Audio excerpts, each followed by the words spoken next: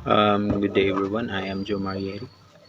So today I'm gonna teach you what is the proper way for for system scan with reputable antivirus and anti-malware.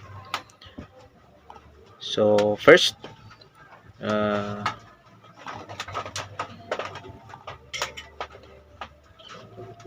first just click anti Windows security and click virus and threat protection,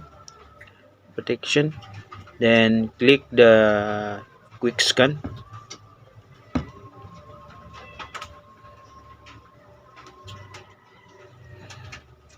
So starting to scan, then we wait about 4 minutes to scan.